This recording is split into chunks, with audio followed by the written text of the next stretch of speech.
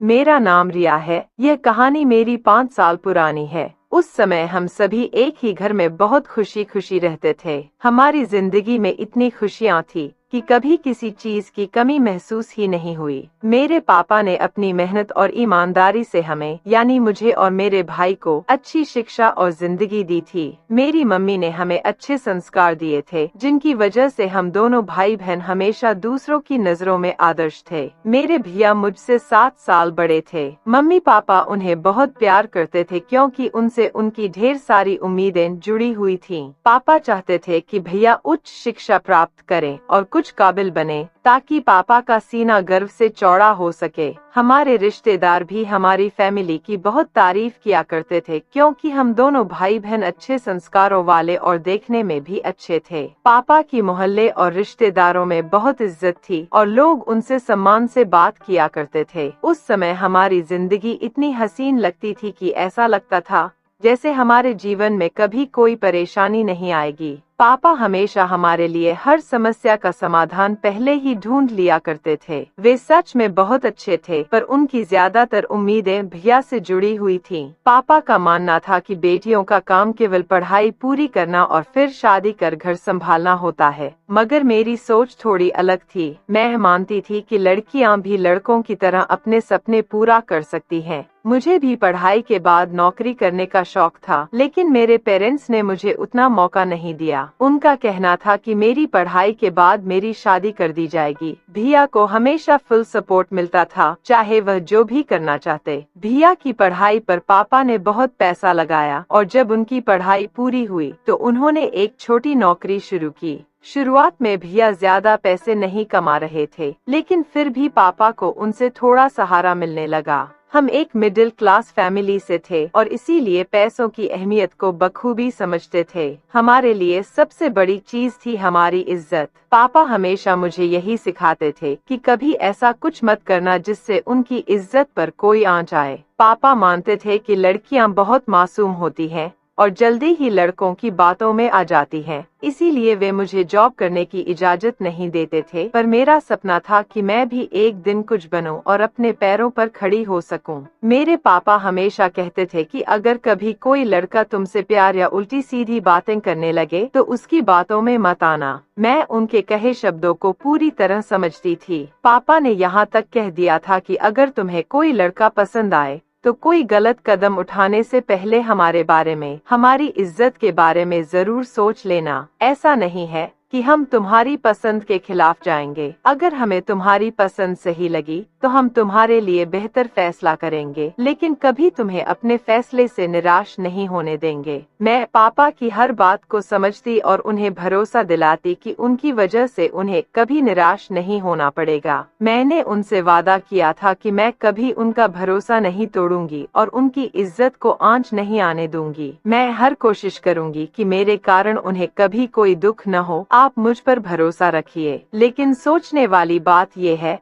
कि हमारे समाज में सिर्फ बेटियों को ही यह सिखाया जाता है कि वे माँ बाप की इज्जत का ख्याल रखें। ऐसा क्यों नहीं होता कि लड़कों को भी ये सब बातें सिखाई जाएं? ज्यादातर अपराध लड़कियों द्वारा नहीं बल्कि लड़कों द्वारा किए जाते हैं। लड़के ही लड़कियों पर गंदी नजर डालते हैं और उनके साथ गलत करते हैं। अगर हर माँ बाप अपने बेटों को भी यह सीख दें तो शायद समाज में लड़कियों के साथ होने वाले गलत काम कम हो जाएं। हमारी जिंदगी ठीक ठाक चल रही थी। भैया के नौकरी लगने के बाद से घर में खुशियाँ और बढ़ गई थीं। पापा खुश थे कि उनका बेटा अब जिम्मेदारी उठाने के काबिल हो गया है, लेकिन हाल ही में भैया के व्यवहार में कुछ बदलाव आ गए थे। वह ज्यादा बिजी रहते, देर रात घर आते और मम्मी पापा से ठीक से बात नहीं करते। मम्मी को भैया की चिंता सताने लगी थी। पापा ने इसे गंभीरता से नहीं लिया, कहने लगे कि जवान लड़के जब काम धंधे में पड़ते हैं तो अक्सर ऐसा होता है। मैंने देखा था कि जब हम सब खाना खा रहे होते थे, भैया के पास किसी की कॉल आती रहती थी। अगर भैया हम लोगों की वजह से कॉल रिसीव नहीं करते थे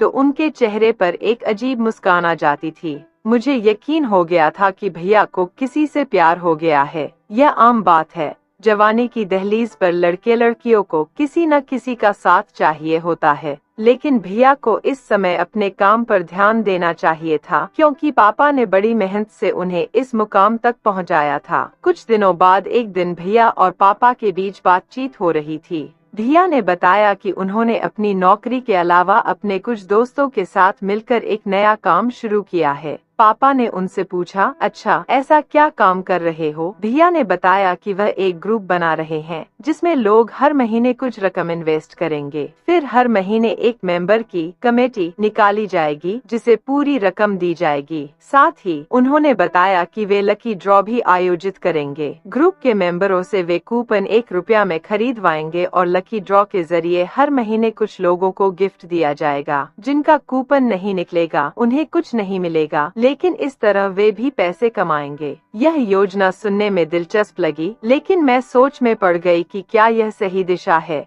हमने एक नया कमेटी वाला काम शुरू किया था और मैं चाहता था कि यह काम और आगे तक बढ़े। पापा को मेरा यह आइडिया बहुत पसंद आया। उन्होंने कहा, तुम्हारा यह आइडिया तो वाकई बहुत अच्छा है, अब तुम इस काम की शुरुआत करो। कुछ लोगों को मैं इस स्कीम के बारे में बता दूंगा और हम घर वाले भी हर महीने तुम्हारी मदद के लिए पैसे दे दिया करेंगे। इस लकी ड्रॉ वाली स्कीम को पापा ने काफी सराहा और मेरे भैया का इस काम में दिमाग लगाना पापा को और भी अच्छा लगा। भैया और उनके कुछ दोस्तों ने भी इस काम में मदद की थी और धीरे धीरे इस स्कीम को बहुत सारे लोगों तक पहुँचाया गया। यह एक लॉटरी सिस्टम था जिसमें लोग हर महीने पैसे जमा करते थे और फिर हर महीने ग्रुप के एक सदस्य का लकी ड्रॉ निकलता था जिसे टोटल अमाउंट दिया जाता था। भैया का यह काम बहुत अच्छा चल रहा था। उनके ग्रुप में 60 से 70 लोग जुड़ चुके थे और भैया ने 10 से 10 लोगों के अलग अलग ग्रुप बना लिए थे। लोग भैया पर बहुत भरोसा करते थे और पैसे जमा कर जाते थे। कुछ हमारे मोहल्ले के लोग थे, कुछ भैया के दोस्तों के रिश्तेदार और कुछ पापा के जानने वाले भी। इस तरह भैया के पास काफी पैसा जुड़ने लगा। इस स्कीम से जुड़े लोग अलग अलग जरूरतों के लिए पैसे जमा करते थे। कुछ लोग अपनी बेटियों की शादी के लिए, कुछ अपनी जरूरतों को पूरा करने के लिए और कुछ लोग मकान बनाने के लिए पैसे जमा कर रहे थे। हर महीने जब किसी एक सदस्य को बड़ी रकम मिलती थी तो उसकी मुश्किलें आसान हो जाती थीं। इस दौरान सब कुछ सही चल रहा था, लेकिन मैंने देखा कि भैया रात को फोन पर बातें करते रहते थे।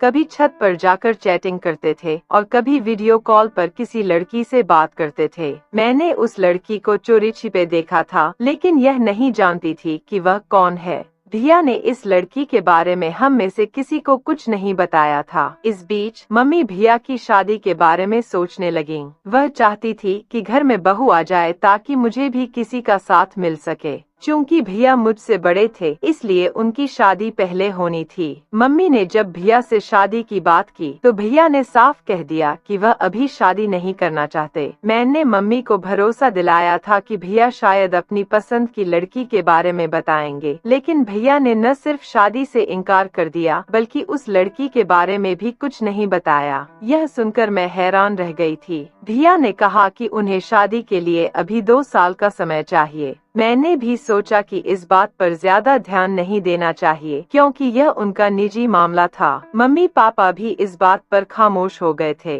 भैया का यह फैसला सुनकर हम सभी ने शादी की बात को कुछ समय के लिए टाल दिया। उधर मुझे इंटरमीडिएट की पढ़ाई पूरी किए 6 महीने हो गए थे और मैं घर पर रहकर बच्चों को ट्यूशन पढ़ाती थी। मेरे दिन बहुत सुकून से गुजर रहे थे। भैया ने अपने कमेटी के बिजनेस का ऑफिस हमारे घर की बैठक में बना लिया था। वह अपनी नौकरी से फ्री होने के बाद अपने ऑफिस में बैठते थे और उनके ग्रुप के लोग और दोस्त उनसे मिलने वहीं आते थे। इसी दौरान मेरे लिए एक रिश्ता आया। मम्मी पापा को लड़का बहुत पसंद आया और लड़के वालों को भी मैं पसंद आ गई थी। वे चाहते थे कि शादी जल्दी हो जाए, लेकिन पापा जल्दबाजी में शादी नहीं करना चाहते थे। उन्होंने लड़के वालों से कहा, हम अपनी बेटी की शादी आराम और तसल्ली से करेंगे। पहले हम अपने बेटे की शादी करेंगे और उसके 1 साल बाद बेटी की शादी करेंगे। लड़के वालों को यह शर्त मंजूर नहीं थी, लेकिन वे मुझे ही अपनी बहू बनाना चाहते था। पापा चाहते तो मेरी शादी पहले कर सकते थे, लेकिन उन्होंने ऐसा नहीं किया। उनके पास इतनी सेविंग्स नहीं थी कि वह जल्दी शादी करवा पाते और मैं उनकी इकलौती बेटी थी। पापा की सैलरी से घर के महीने भर के खर्चे पूरे होते थे और जो थोड़ी बहुत बचत होती उसे मुश्किल समय के लिए बचा कर रख लिया जाता था। पापा चाहते थे कि जब मेरे भाई की नौकरी में कुछ साल हो जाएं, तब तक कुछ सेविंग्स हो जाएं। भाई अब अपनी सैलरी से आधे पैसे खुद रख लेते थे और बाकी पापा को दे देते थे। पापा ने उसी पैसे से भाई के नाम से एक कमेटी डाल दी थी जो लगभग 1 लाख की थी और उन्होंने सोचा था कि 4 साल बाद जब मेरी शादी करेंगे तो यही पैसे काम आएंगे। लड़के वालों की जिद पर मेरा रिश्ता तो तय हो गया था, लेकिन पापा चाहते थे कि मेरी शादी से पहले भाई की शादी हो जाए। मम्मी का कहना था कि घर में बहू आ जाएगी तो बेटी के जाने के बाद उन्हें अकेलापन महसूस नहीं होगा। पापा मम्मी से बहुत प्यार करते थे, इसलिए उनकी हर बात का ध्यान रखते थे। पापा को अपने पूरे परिवार की फिक्र थी और वह नहीं चाहते थे कि कभी घर में कोई बड़ी परेशानी आए। भाई की कुछ आदतें हमें परेशान करने लगी थीं। मैंने देखा था कि वह अक्सर मोबाइल पर किसी से बातें करते रहते थे और मुझे पता था कि वह किसी लड़की से बात कर रहे हैं, लेकिन मम्मी पापा को इस बारे में कुछ नहीं पता था। ऑफिस से भी पापा के पास शिकायतें आने लगी थी कि भाई काम पर ध्यान नहीं दे रहे। एक दिन पापा के एक जानकार ने उन्हें बताया कि भाई फोन पर इतना बिजी रहते हैं कि काम में मन नहीं लगाते। कई बार बॉस उन्हें नौकरी से निकालने की धमकी भी दे चुके थे। जब पापा को यह बात पता चली तो वह बहुत चिंतित हो गए और भाई से बात करने का फैसला किया। उस दिन पापा ने काफी देर रात तक भाई का इंतजार किया। जब भाई घर आए तो पापा ने उनसे बात की और पूछा, तुम्हारा ध्यान कहाँ है? किससे इतनी बातें करते हो? ऑफिस से भी शिकायतें आ रही हैं। ऐसा ना हो कि तुम्हारी नौकरी चली जाए। भाई ने कहा, पापा ऐसी कोई बात नहीं है, मैं रोज ऑफिस जाता हूँ और अपना काम करता हूँ। जिसने भी आपको यह जानकारी दी है वह गलत है। पापा ने कहा, ठीक है, लेकिन ध्यान से काम करो। भाई ने उस दिन पापा की बातों को समझा तो सही, लेकिन उन्होंने सिर्फ समझने की एक्टिंग की थी। धीरे धीरे भाई के दोस्तों से भी उनकी दूरी बढ़ती गई जो उनसे मिलने आते थे, लेकिन भाई के पास उनके लिए भी समय नहीं होता था। मुझे भी भाई की हरकतों पर शक होने लगा था। एक दिन मैं चोरी छिपे भाई की बातें सुनने के लिए उनके कमरे के बाहर खड़ी हो गई। मैंने सुना कि वह रात को देर तक किसी लड़की से फोन पर बातें कर रहे थे जिससे वह प्यार करते थे। मैंने भैया को अक्सर यह कहते सुना था, मैं तुम्हारी खातिर कुछ भी कर सकता हूँ, तुम्हारे लिए मेरा सब कुछ कुर्बान है। मैं तुम्हारे प्यार में इतना डूब चुका हूँ कि यह सारी दुनिया भी छोड़ सकता हूँ। भैया के मुंह से ऐसे शब्द सुनकर मुझे बहुत हैरानी हुई थी। आखिर वो कौन सी लड़की थी जिसने भैया को इतना पागल कर दिया था? मुझे लगा कि यह सिर्फ लवर्स की बातें होंगी और मैंने इस बात को ज्यादा सीरियस नहीं लिया। यही मेरी सबसे बड़ी गलती थी। मुझे पता ही नहीं था कि भैया के ये शब्द सच साबित होने वाले थे। भैया उस लड़की के लिए सच में सब कुछ छोड़ने को तैयार थे, पर वह लड़की कौन थी और वह भैया से ऐसा क्यों करवा रही थी? क्या वह भी भैया से सच्ची मोहब्बत करती थी? इन सवालों का जवाब मुझे जल्दी ही मिल गया, क्योंकि भैया ने कुछ ऐसा कर दिया जिसकी वजह से हम सभी बहुत बड़ी परेशानी में आ गए। हमें भैया से कभी ऐसी उम्मीद नहीं थी। हमने देखा कि भैया अब उन लोगों से भी ठीक से बात नहीं कर रहे थे जिनकी स्कीम से वह जुड़े हुए थे। भैया ने उन लोगों से बड़ी रकम का वादा किया था, जैसे कि कमेटी डालने में होता है। हर महीने लकी ड्रॉ होता जिसमें लोग कूपन खरीदते और कुछ लोगों को गिफ्ट मिलते, कुछ लोगों को फायदा होता और कुछ को नुकसान। लेकिन यह लकी ड्रॉ था, इसमें कोई जोर जबरदस्ती नहीं थी। लेकिन अब भैया ने अपनी नौकरी भी छोड़ दी थी। पापा को जब यह बात पता चली तो उन्होंने भैया पर बहुत गुस्सा किया, पर भैया पर इसका कोई असर नहीं हुआ। हम समझ नहीं पा रहे थे कि भैया को आखिर क्या हो गया था। फिर एक रात जब मम्मी पापा अपने कमरे में सो रहे थे और मैं अपने कमरे में जागी हुई थी, मुझे भैया के कमरे से कुछ आवाजें सुनाई दी। भैया का कमरा मेरे कमरे के ठीक बगल में था। मैंने पहले तो इन आवाजों को नजरअंदाज करने की कोशिश की, लेकिन जब आवाजें लगातार आने लगी तो मैंने मोबाइल बंद कर दिया और देखने के लिए बाहर निकली। भैया के कमरे का दरवाजा थोड़ा खुला हुआ था। मैंने चुपके से झांका तो देखा कि भैया अपना बैग पैक कर रहे थे। अलमारी से कपड़े निकालकर बैग में रख रहे थे। यह देखकर मैं चौंक गई। आखिर भैया इस वक्त कहाँ जा रहे थे? मुझसे यह बाहर खड़े होकर देखा नहीं गया, इसलिए मैंने दरवाजा खोला और भैया के कमरे में चली गई। मुझे अचानक देखकर भैया घबरा गए। उन्होंने कहा, तुम अभी तक सोई नहीं हो? मैंने जवाब दिया, नहीं, मुझे नींद नहीं आ रही थी। आपके कमरे से आवाज सुनी तो देखने आ गई कि आप क्यों जाग रहे हो, यह पैकिंग क्यों कर रहे हो? आपको कहीं जाना है? भैया ने घबराते हुए कहा, हाँ, मुझे काम के सिलसिले में जाना है। मैंने कहा, कौन से काम के सिलसिले में? नौकरी तो आप छोड़ चुके हो और स्कीम का काम भी ठीक से नहीं चल रहा। लोग पापा से आपकी शिकायत कर रहे हैं। भैया ने धीरे से कहा, धीमी आवाज में बात करो, कहीं मम्मी पापा न उठ जाएं। मैंने उनसे पूछा, भैया, आप मम्मी पापा को अपने जाने की खबर नहीं दोगे? भैया बोले, नहीं, अभी उन्हें परेशान नहीं करना चाहता। तुम सुबह बता देना कि मैं काम के सिलसिले में शहर से बाहर जा रहा हूँ, 1-2 दिन में वापस आ जाऊंगा। मैंने फिर पूछा, भैया, आप मम्मी पापा से ये बात क्यों छुपा रहे हो? और अगर आपको जाना ही था तो रात में जाने का क्या मतलब? भैया थोड़े झुंझला कर बोले, तुम कितने सवाल करती हो, चुप हो जाओ, मम्मी पापा से मैं खुद बात कर लूंगा। मैंने फिर सवाल किया, अच्छा, आप कितने दिन में वापस आओगे? इतना सारा सामान लेकर क्यों जा रहे हो? क्या वहीं पर शिफ्ट हो जाओगे? भैया नाराज होकर बोले, खामोश हो जाओ, तुम बहुत सवाल करती हो, चलो जाओ अपने कमरे में। मैंने फिर से कहा, नहीं भैया, आप मेरे सवालों का जवाब दो। भैया बोले, सुबह सब बता दूंगा, अभी जाओ। और फिर उन्होंने मुझे जबरदस्ती अपने कमरे से बाहर कर दिया। मैं अपने कमरे में आकर सोचने लगी कि भैया ऐसा क्यों कर रहे हैं। वे बहुत बदल चुके थे, जाने वे कहाँ जाने की तैयारी कर रहे थे। इन्हीं विचारों में डूबते डूबते मैं सो गई। सुबह जब उठी तो दिन के 9 बज चुके थे।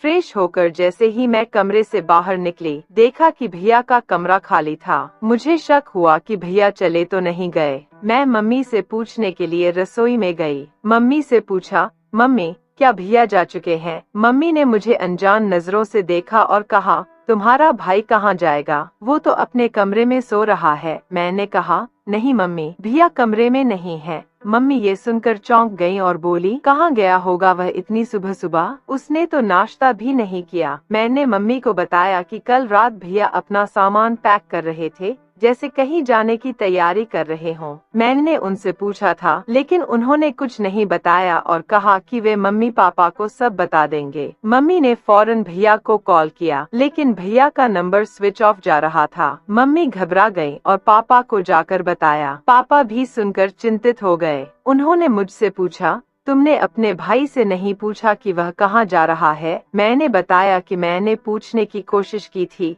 पर भैया ने कुछ नहीं बताया। पापा बोले, तुमने हमें रात में क्यों नहीं बताया, हम उसे उसी वक्त रोक लेते। मैंने कहा, मुझे अंदाजा नहीं था कि भैया आप दोनों को बताए बिना ही चले जाएंगे। पापा भी लगातार भैया का नंबर डायल कर रहे थे, लेकिन नंबर स्विच ऑफ था। मैंने भी कई बार कॉल किया, पर कोई संपर्क नहीं हो पाया। हम सभी भैया को लेकर बहुत परेशान हो गए थे। मैंने पापा को बताया कि भैया ने कहा था कि वे काम के सिलसिले में जा रहे हैं और 2 दिन में वापस आ जाएंगे, पर उन्होंने यह नहीं बताया कि वे कहाँ जा रहे हैं। पापा बोले, आखिर ऐसा कौन सा काम आ गया जिसके लिए वह बिना बताए चला गया? पापा ने भैया के सभी दोस्तों से बात की, लेकिन किसी को कुछ पता नहीं था। फिर पापा को याद आया कि भैया के एक दोस्त का नंबर पड़ोस वाले अंकल के पास है। पापा तुरंत अंकल के घर गए और उनका नंबर लिया। जब पापा ने उस दोस्त को कॉल किया तो उसने भी कहा कि उसे भैया के बारे में कुछ नहीं पता, लेकिन उसने एक बात बताई जिसने पापा को चौंका दिया। उसने बताया था कि अंकल, आपका बेटा दीप्ति नाम की एक लड़की से प्यार करता था। दीप्ति ने उसे अपनी मोहब्बत में ऐसा दीवाना बना दिया था कि उसे उसके अलावा कुछ और दिखाई ही नहीं देता था। 1-2 बार आपका बेटा बातों ही बातों में मुझे यह बता चुका था कि वह दीप्ति को लेकर कहीं दूर चला जाएगा। बस इतना ही मुझे पता था, इसके अलावा मैं कुछ नहीं जानता। जब पापा ने यह सुना तो वह घबरा गए। उन्होंने हम सबको यह बात बताई तो हम भी बहुत परेशान हो गए। मम्मी कहने लगी, मैंने तो उससे उसकी पसंद के बारे में पूछा था। अगर उसे वह लड़की पसंद थी तो हमें भी बता सकता था। अगर वह सच में उस लड़की को लेकर भाग गया है तो उसने बहुत गलत किया है। हम उसके लिए उस लड़की को अपने घर की बहू भी बना सकते थे। फिर उसने ऐसा कदम क्यों उठाया? मैंने मम्मी को समझाने की कोशिश की। हो सकता है भैया के दोस्त को गलतफहमी हो गई हो, या फिर भैया सच में अपने काम के सिलसिले में गए हों और उनके दोस्त को ऐसा लगा हो कि वह लड़की को लेकर भाग गए। पापा भी बोले, हाँ, तुम सही कह रही हो। अगर वह अपने काम के सिलसिले में ही कहीं गया है तो वापस जरूर आएगा। हमने लगभग एक हफ्ते तक भगवान से हर दिन प्रार्थना की और भैया का इंतजार किया, मगर एक हफ्ता बीत गया और ना तो भैया से कोई संपर्क हो पाया और ना ही वह घर वापस आए। हम पहले से ही काफी परेशान थे, ऊपर से भैया की स्कीम से जुड़े लोग हमें बहुत तंग कर रहे थे। वे बार बार पूछते थे कि कमेटी कब खुलेगी और किसे मिलेगी। यह सारा काम भैया ही संभालते थे, हम कुछ नहीं जानते थे। महीना बीतने को था और सब लोग अपने पैसे मांग रहे थे, लेकिन कमेटी खुलने से पहले ही भैया चले गए। पापा को लगा कि भैया की अलमारी में शायद इन लोगों के पैसे होंगे, लेकिन जब हमने पूरा कमरा छान मारा तो एक पैसा भी नहीं मिला।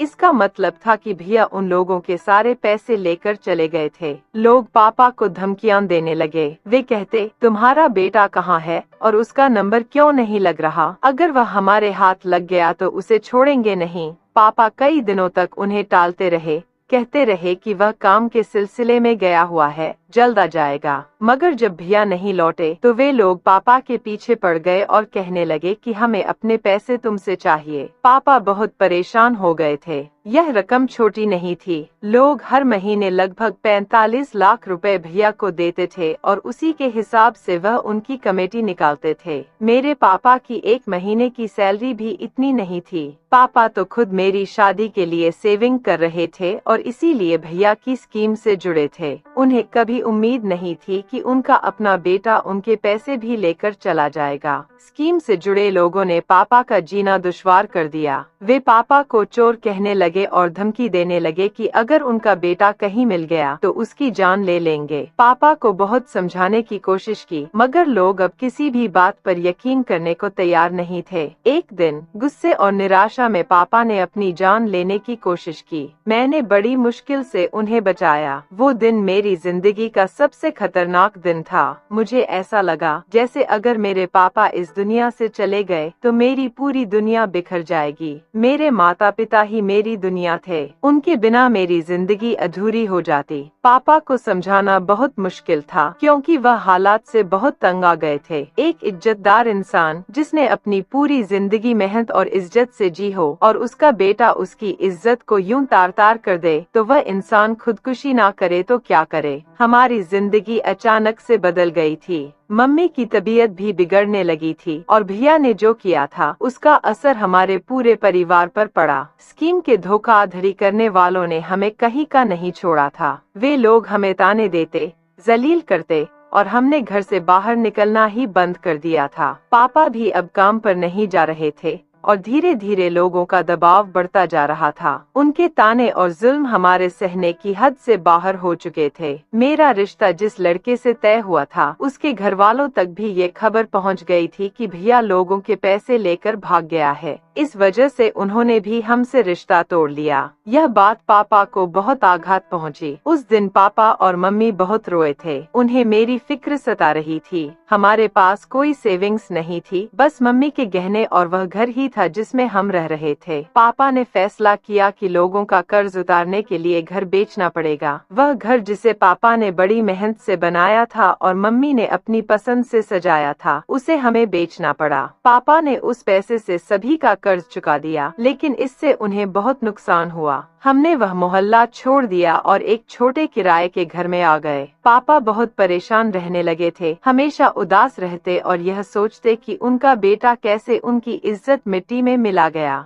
मैंने पापा को ढांढस बंधाया और कहा, पापा चिंता मत कीजिए, अगर भैया ने आपको धोखा दिया है तो क्या हुआ, मैं तो आपके साथ हूँ, मैं सब कुछ ठीक कर दूंगी। आपने मुझे हमेशा कहा था कि तुम नौकरी मत करो, पर अब मुझे अपनी पढ़ाई पूरी करनी है। पापा ने सिर पर हाथ रखकर कहा, बेटा तुम्हारे पढ़ने से क्या होगा। मैंने उनसे कहा, पापा मुझे पढ़ने दीजिए, मैं अपने पैरों पर खड़ा होना चाहती हूँ और इस बदनामी के धब्बे को हमारी जिंदगी से मिटाना चाहती हूँ। पापा बोले, बेटा हमारे पास पढ़ाई के लिए पैसे नहीं हैं। मैंने कहा, पापा मेरे पास कुछ पैसे हैं, मैं बच्चों को ट्यूशन पढ़ाती थी और थोड़े बहुत पैसे जमा कर लिए थे, उनसे मैं अपना एडमिशन ले लूंगी। मैंने एक महंगे कॉलेज में नहीं बल्कि अपनी स्थिति के अनुसार एक कॉलेज में दाखिला लिया और कड़ी मेहनत शुरू कर दी। दिन में बच्चों को ट्यूशन पढ़ाती और रात में कुकिंग की वीडियो बनाकर सोशल मीडिया पर डालती। मेरी बनाई डिशेस लोगों को पसंद आने लगी और इस तरह से धीरे धीरे मुझे कुछ आमदनी होने लगी। इन पैसों से मैंने अपनी पढ़ाई जारी रखी।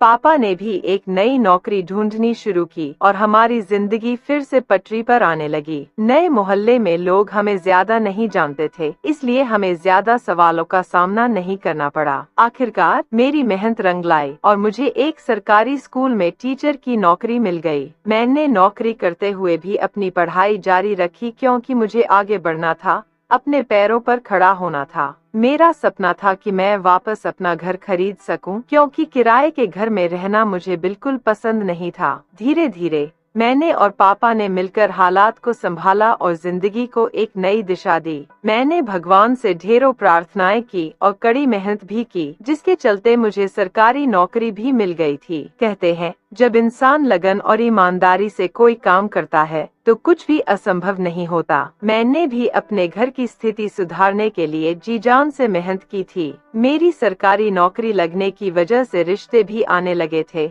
और मेरे घर वाले चाहते थे कि मेरी जल्द से जल्द शादी हो जाए। जब लड़के वाले मुझे देखने आए तो मैंने साफ कह दिया था कि मैं शादी कर लूंगी, लेकिन शादी के बाद भी मैं अपने माता पिता का ख्याल रखना चाहती हूँ। मैं जॉब करती रहूंगी और अपनी सैलरी अपने पेरेंट्स को दूंगी। मुझसे ऐसी उम्मीद न रखें कि मैं शादी के बाद अपने पेरेंट्स को भूल जाऊंगी या कभी कभार ही मायके आऊंगी। मेरे पेरेंट्स का मेरे अलावा इस दुनिया में कोई नहीं है, इसलिए मुझे हमेशा उनके साथ रहना है। मेरी इस शर्त से मेरे पापा भी नाराज हो जाते थे और लड़के वालों को भी यह बात सही नहीं लगती थी। इसी वजह से मेरा कहीं रिश्ता नहीं हो पा रहा था। मैंने मम्मी पापा से कह दिया था कि मैं शादी तभी करूंगी जब कोई मेरी इन शर्तों को मान लेगा। इस बीच 5 साल हो चुके थे और मेरे भाई का अब तक कोई पता नहीं चल पाया था, लेकिन यह बात पक्की हो गई थी कि वह उस लड़की के साथ भाग गए थे और बहुत सारे लोगों के पैसे लेकर चले गए थे जो उनसे बड़ी उम्मीदें लगाए बैठे थे। मम्मी पापा ने ठान लिया था कि वह कभी भी भाई को माफ नहीं करेंगे। एक दिन अचानक मेरे मोबाइल पर एक अनजान नंबर से कॉल आई। मैंने जब फोन उठाया तो हैरान रह गई। यह कॉल मेरे भाई की थी और वह फोन पर रो रहे थे। उन्होंने कहा, निशा,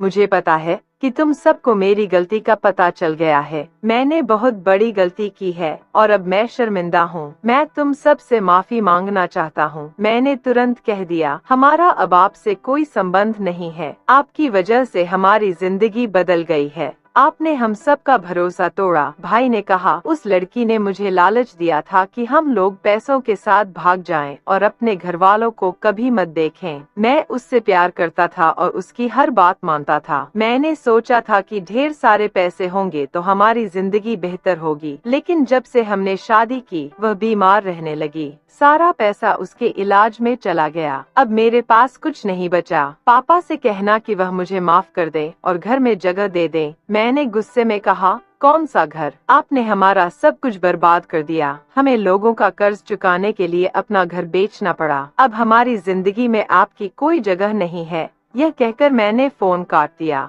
भाई ने कई बार कॉल की, लेकिन मैंने कभी जवाब नहीं दिया। मैंने यह बात मम्मी पापा को भी नहीं बताई क्योंकि मैं उन्हें और तकलीफ में नहीं देखना चाहती थी। मम्मी पापा ने तो वैसे भी ठान लिया था कि अगर भाई कभी उनके सामने भी आ जाए तो वह उसे बेटा नहीं कहेंगे। कई सालों की मेहनत के बाद मैंने अपनी कमाई से एक छोटा सा घर खरीद लिया। पापा बहुत खुश हुए और उन्हें यह एहसास हुआ कि उन्होंने मुझे पढ़ाई छुड़वाकर और जॉब न करने देकर बहुत बड़ी गलती की थी। उन्हें समझ आ गया कि लड़कियां गलत नहीं होती, बल्कि उनके साथ गलत होता है। लड़कियां अपने घर वालों का वह सहारा बनती हैं, जो उन्हें मुश्किलों से निकाल देती हैं। मेरे मम्मी पापा मुझसे बहुत खुश थे। फिर एक दिन मुझे एक ऐसा साथी मिल गया जिसने मेरे मम्मी पापा को भी अपने पेरेंट्स की तरह माना। जब मैंने उसे अपनी शर्तें बताईं, तो उसने बिना किसी आपत्ति के उन्हें स्वीकार कर लिया। उसका इस दुनिया में कोई नहीं था, इसलिए वह भी हमारे साथ ही रहने लगा।